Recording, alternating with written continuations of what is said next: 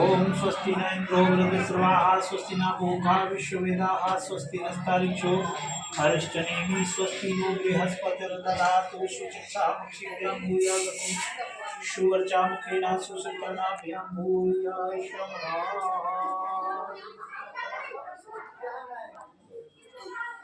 ये नमतो बलि राजा दान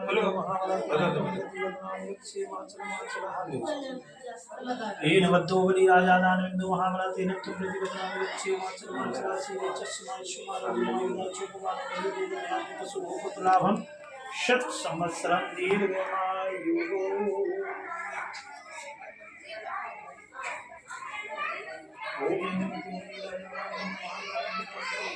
बैठ लो चाचा।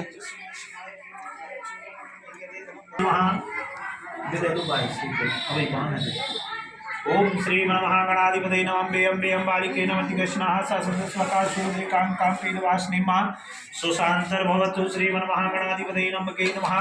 ध्यानार्थे आसनार्थे क्षितं पुष्पं समर्पयामि। 3 बार जब छोड़ो। ओम पादे पाद्यं समर्पयामि हस्तोर्घ्यं समर्पयामि अर्घांगे सुवाचमनीयं जलं समर्पयामि। तिलक लगाइए। ओम त्वांगंधर्व खनौस्त्वाम इंद्रस्त्वं बृहस्पतिः त्वं मोक्षदेशो मो राजा विद्वान् नचमादा उच्यतः भूर्भस्वश्रीमन् महागणेशं काव्यां नमः। गंधम चंदम निलेपयामि गंधर्वस्त्वाविश्वावसुः परिदधातु विष्टैकानिति शब्दनिलेपयः। ओम भूर्भस्वश्रीमन् महागणेशं काव्यां नमः। गंधम चंदनम समर्पयामि गंधम चंदनान्ते अक्षतां समर्पयामि। फिर से जल छोड़िए। ओम जलमाचमनियम समर्पयामि। हाथ जोड़िए, प्रार्थना कीजिए। विघ्नेश्वराय वरदाय प्रियाय लंबोदराय सकलाय जगज्जिताय नागाननाय शुचियज्ञ विभूषिताय गौरी सुताय गणनाथ नमो नमस्ते। ओम भूर्भुवः श्रीमन् महागणाधिपतये नमः। प्रार्थना पूर्वकम च नमस्करोमि। चावल फूल लीजिए। चावल ले लो। हरि ओम माकल सत्समुखे विष्णु कंठे रुद्रे समासतः मूले तो स्तुतो ब्रह्मा मते माधव बृहस्पति पक्षो सागरा सर्वे समर्पयामि। रगांगे सुपंचामृत स्नानम पंचामृत से स्नान कराइए। ओम पंचनद्यः सरस्वती मपीयन्ते सुरोत सरस्वती पंचदाशो शुद्ध जल शुद्ध बालः सर्वशुद्ध बालो मणिबालस्ताश्विनः रामः अभिलिप्तारोदन्नवो रूपः पारजन्यः पुष्पं दूर्वान् पुरान् काण्डात् काण्डात् पुरोहितो दूर्वे व्रतनु सहस्रेण सतेन च नैवेद्यं भोग लगाइए। शक्कर का पंचमेवा का नव्यासीदंतरि जगन श्रीजनोदेव जमर्दिदावृत्ति सह श्रोता तथा लोकान कल्पयन् नैवेद्यं निवेदयामि समर्पयामि। एक आत्मनि जल छोड़िए। जल एक समय नैमिषारण्य क्षेत्र में श्री शौनक आदि 88,000 ऋषियों ने श्री शिव जी से पूछा, हे प्रभु, इस कलयुग में वेद विद्यारहित मनुष्यों को गुरु भक्ति किस प्रकार मिलेगी तथा उनके दुख दूर कैसे होंगे। इसलिए हे मुनिनाथ, कोई ऐसा व्रत बताइए जिससे थोड़े समय में पुण्य प्राप्त हुए तथा मनोवांछित फल पावे। वह कथा सुनने की हमारी इच्छा है। सर्वशास्त्रों के ज्ञाता श्री सूत जी महाराज भगवान नारायण के पास में पहुंच गए। भगवान नारायण को बार बार प्रणाम करके कहते हैं, भगवान, जो मनुष्य इस कलिकाल में पैदा हुए अपने अपने कर्मों के द्वारा अनेक प्रकार से दुखी हो रहे हैं, नाथ हम रखते तो बतलाइए इन मनुष्यों के दुख दूर कैसे होंगे। भगवान कहते हैं, नारद मुनि, मनुष्यों की भलाई के लिए तुमने बहुत अच्छी बात पूछी है। भगवान कहते हैं कि सत्यनारायण भगवान जी का व्रत करने से मनुष्य की हर प्रकार की इच्छा पूरी होगी। तो नारद जी कहते हैं, भगवान किस दिन इस व्रत को करना चाहिए। तो भगवान कहते हैं, नारद, किसी भी दिन भगवान जी के इस व्रत को कर सकते हैं। भाइयों बंधुओं को बुलाएं, कथावाचक ब्राह्मण को बुलाएं, कुल कथा की सामग्रियों को ले पके केले के फल, घी, दूध, गेहूं का चूर्ण अथवा चावल का चूर्ण, शक्कर तथा कुल्डे संभक्षण एक पदार्थ जमा करके भगवान को अर्पण कर देकर नित्य गीत आदि का आचरण करें। इस तरह से समय व्यतीत करने पर मनुष्य की इच्छा निश्चय पूर्ण होगी। विशेष कर कालभूति में मोक्ष का एक छोटा सा मात्र ईश्वर उपाय है। इति संत बोलिए श्री सत्यनारायण भगवान की जय, गौरी शंकर भगवान की जय। और आगे की कथा कहते हैं, सुंदर काशीपुरी नगरी में अत्यंत निर्धन ब्राह्मण निवास करते थे। भूख और प्यास से बेचैन हुए पृथ्वी पर भ्रमण करते थे, भिक्षा मांग के अपना भरण पोषण करते थे। उस ब्राह्मण को दुखी देखा, उसके पास में पहुंच गए, पूछने लगे, ब्राह्मण देवता, दुखी हुए पृथ्वी पर क्यों घूमते हो, तुम्हारे मन में क्या है। ब्राह्मण देवता बोलते हैं कि मैं निर्धन ब्राह्मण हूँ, भिक्षा के लिए पृथ्वी पर भ्रमण करता हूँ। भगवान कहते हैं, तुम भगवान जी के व्रत और पूजन को करना, जिसके करने से तुम्हारी इच्छा निश्चय पूर्ण हो जाएगी। उस ब्राह्मण को रात में नींद नहीं आई, सवेरे उठा, कथा का मन में विचार कर वहां से चला। उस रोज वह उस नगर में पहुंचा जहां धनवान लोग रहते थे। वहां पर पहुंच करके उसको भिक्षा मांगने में बहुत सा धन मिला, दाम रुपया पैसा लेता हुआ बहुत प्रसन्न हुआ। सभी सामग्रियों को लिया, कथावाचक ब्राह्मण को बुलाया और उन ब्राह्मण देवता ने श्री सत्यनारायण भगवान जी के व्रत और पूजन को किया। उस व्रत के प्रभाव से वह बूढ़ा ब्राह्मण धनपुत्र आदि से हुआ, संसार में समस्त सुख भोग करत में तो वैकुंठ धाम को चला गया। उसी समय एक दूसरे ब्राह्मण देवता भगवान जी के व्रत करने को तैयार हुए। उस समय एक लकड़ी बेचने वाला बूढ़ा आदमी आया, लकड़ियों के गट्ठे को ब्राह्मण के मकान के बाहर रख दिया। ब्राह्मण के मकान भगवान की कथा चल रही थी, सो जाकर बैठ गया। कथा सुनी, ब्राह्मण देवता से प्रश्न करते हैं, ब्राह्मण देव क्या कर रहे हैं? ब्राह्मण देवता कहते हैं, भगवान की कथा चल रही, इसकी करने से मेरे यहाँ सुख समृद्धि की प्राप्ति होगी। लकड़हारा मन में विचार करता है, आज जो मुझे ग्राम में लकड़ी बेचने से धन मिलेगा, प्रभु आपके व्रत और पूजन को करूंगा। ऐसा कहकर लकड़हारा वहां से चला, गट्ठे को सिर पर रखा, उस नगर में पहुंचा जहां धनवान लोग रहते थे। वहां पर पहुंच करके उसको लकड़ियों का दाम पहले दिन से चौगुना मिला, दाम रुपया पैसा लेता हुआ बहुत प्रसन्न हुआ। सभी सामग्रियों को लिया, कथावाचक ब्राह्मण को बुलाया और उस लकड़हारे ने भगवान जी के प्रसन्नचित्त होकर विधि पूर्वक पूजन और व्रत को किया। उस व्रत के प्रभाव से वह बूढ़ा लकड़हारा धनपुत्र आदि से पूरा संसार में समस्त सुख भोग करत में तो वैकुंठ धाम को चला गया। इति संत बोलिए श्री सत्यनारायण भगवान की, बोलिए राम राजा सरकार की। और आगे की कथा कहते हैं, पहले समय में उल्का नाम का एक बुद्धिमान राजा हुआ। शत्रुघ्न जितेंद्रिय था, प्रतिदिन स्थानों पर जाता था, गरीबों को धंधे कर उनके कष्ट दूर करता था। उनकी पत्नी कमल के समान मुख वाली सती साध्वी से भद्रसी नदी के तट पर दोनों प्राणी भगवान जी का व्रत कर रहे थे।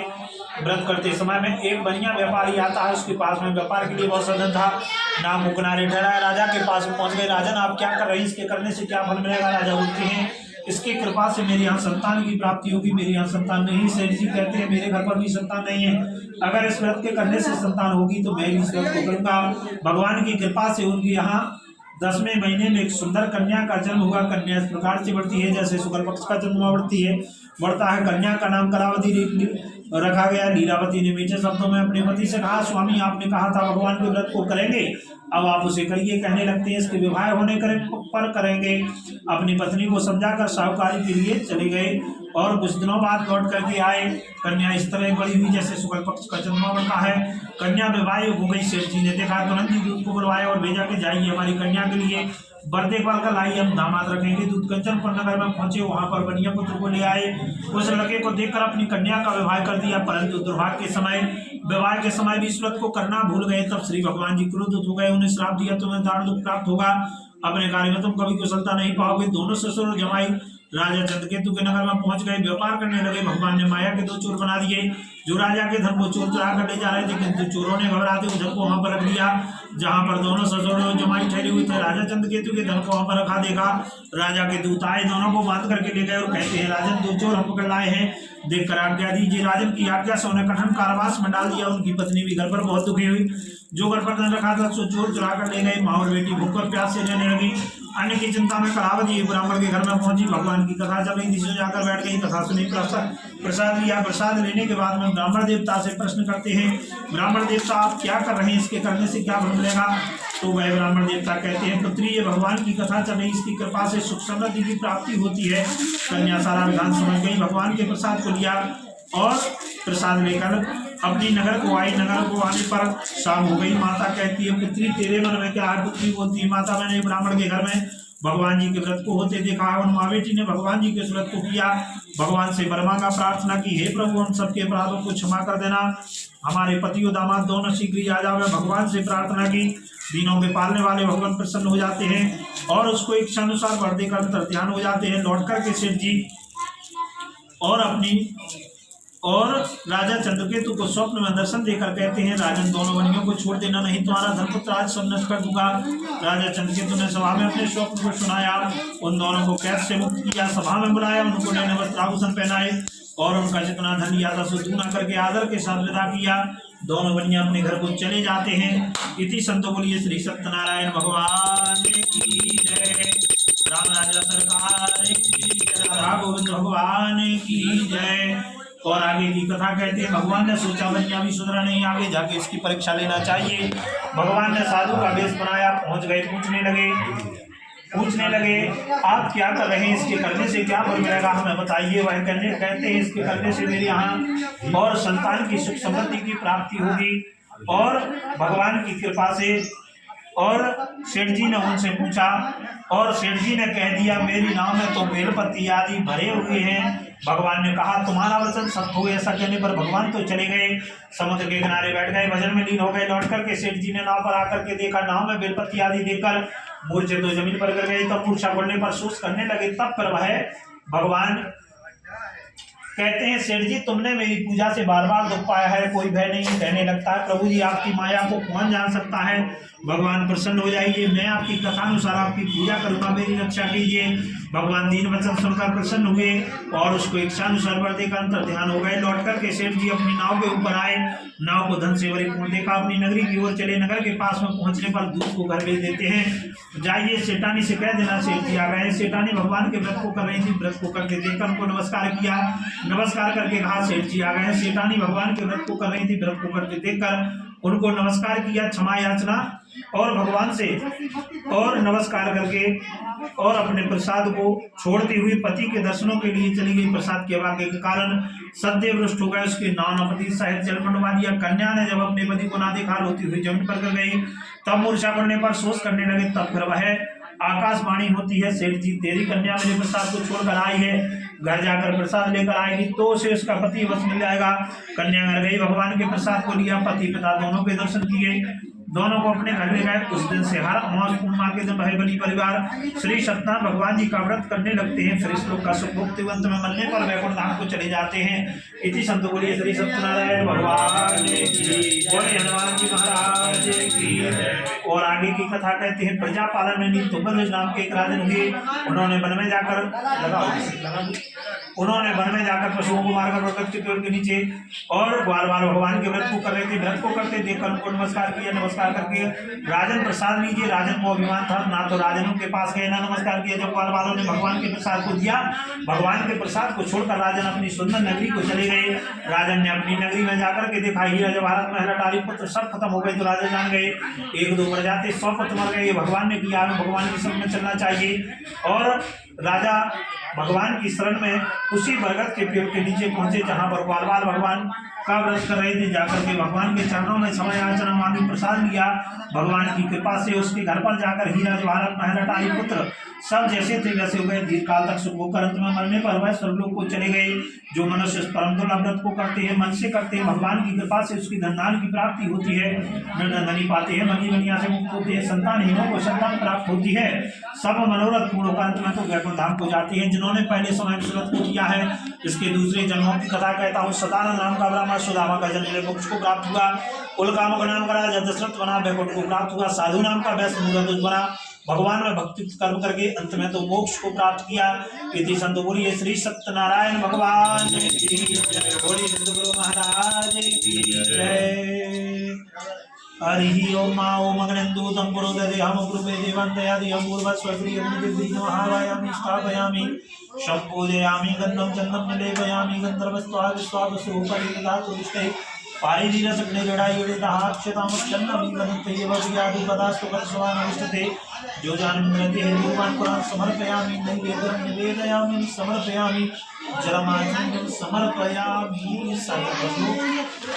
हरिः ओम ओम गणानां त्वा गणपतिं अभामहे प्रणा त्वा गणपतिं अभामहे इंद्रां त्वा गणपतिं अभामहे वैष्णवमहं संजासि कर्पदं मां भेयं भेयं बालिके नमः कृष्णः सासत्वस्वकः ओम गजाननाय स्वाहा ओम दुर्गादेव्यै स्वाहा शम सोमाय स्वाहा ओम भौमाय स्वाहा बम बुधाय स्वाहा ओम गुरुभ्यो स्वाहा सम शुक्राय स्वाहा सम शनैश्चराय स्वाहा ओम रविदेवाय स्वाहा श्री कृष्णाय स्वाहा वासुदेवाय स्वाहा जमदग्नये स्वाहा अत्रे स्वाहा गौतमाय स्वाहा वशिष्ठाय स्वाहा भरद्वाजाय स्वाहा लोकमात्रये स्वाहा ओम इष्टदेवाय स्वाहा ओम कुलदेवाय स्वाहा। भोले बाबा ने ओम सर्वदेवेभ्यो स्वाहा। ओम सर्वलोकपाल देवताभ्यो स्वाहा। सर्वदोषात्ममुक्ताय स्वाहा। ओम दिवाकराय स्वाहा। ओम भुवनेश्वराय स्वाहा। ओम महाकालाय स्वाहा। ओम कपालहस्ते स्वाहा। रम रामाय स्वाहा। क्लीं कृष्णाय स्वाहा। बम बटुकाय स्वाहा। शम क्षेत्रपालाय स्वाहा। ओम भैरवाय स्वाहा। सर्वलोकपाल देवताभ्यो स्वाहा। सर्वदेवेभ्यो स्वाहा। ओम रम रामाय स्वाहा। सहस्रनाम तुल्यानने स्वाहा। राम नाम वरानने स्वाहा। एकादशेभ्यो स्वाहा। लोकमात्रेभ्यो स्वाहा। ओम जयाय स्वाहा। ओम विजयाय स्वाहा। ओम सप्तसागरेभ्यो स्वाहा। ओम अग्नये स्वाहा। ओम शैलपुत्रे स्वाहा। ओम ब्रह्मचारिणे स्वाहा। ओम चंद्रघंटाय स्वाहा। ओम कूष्मांडाय स्वाहा। ओम स्कंदमातये स्वाहा। ओम कालरात्रे स्वाहा। ओम सिद्धिदात्रे स्वाहा। ओम जयाय स्वाहा। ओम विजयाय स्वाहा। ओम महाकालाय स्वाहा। ओम कपालहस्ते स्वाहा। सब ले लो। ओम भूर्भुवः तत्सवितुर्वरेण्यं भर्गो देवस्य धीमहि धियो यो नः प्रचोदयात्। ओम 33 कितने लगाया यार जे है जे कौन से यार हम प्रभु अर्पण करें जो प्रभु करे स्वीकार। ओम जय जगदीश हरे स्वामी जय जगदीश हरे। वार्ते जनों के संकट नाश जनों के संकट क्षण में दूर करे। ओम जय जगदीश हरे। जो जावे फल पावे दुख विनशे मन का। स्वामी दुख विनशे मन का। सुख संपद घर आवे सुख संपद घर आवे कष्ट मिटाए तन का। ओम जय जगदीश हरे। मातो पिता तुम मेरे शरण गाहूँ मैं किसकी। स्वामी शरण गाहूँ मैं किसकी। तुम बिन और न दूजा और न दूजा। राज करो मैं किसकी।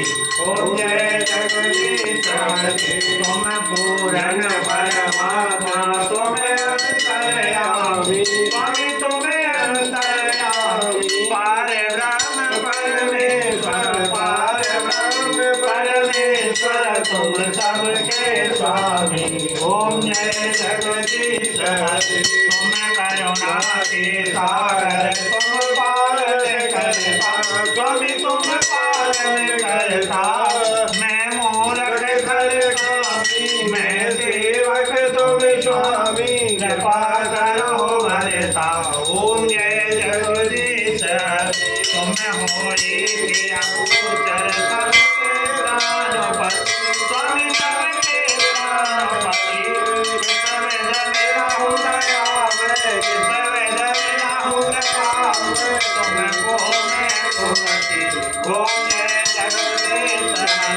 दीन बादल हरता तुम राखो मेरे। स्वामी तुम राखो मेरे। अपने हाथ उठाओ करुणा दिखाओ बार बार। ओम जय जगदीश हरे। विषय विकार मिटाओ पाप हरो देवा। स्वामी पाप हरो देवा। प्रेता भक्ति बढ़ाओ प्रेता प्रेम बढ़ाओ जगदीश देवा। ओम जय जगदीश हरे। बोलिए सत्यनारायण भगवान की जय। हनुमान जी महाराज की। राजा सरकार की जय। राधा गोविंद भगवान की जय। हरिशंकर भगवान की जय। राम महारानी की जय। जय जय श्री राम।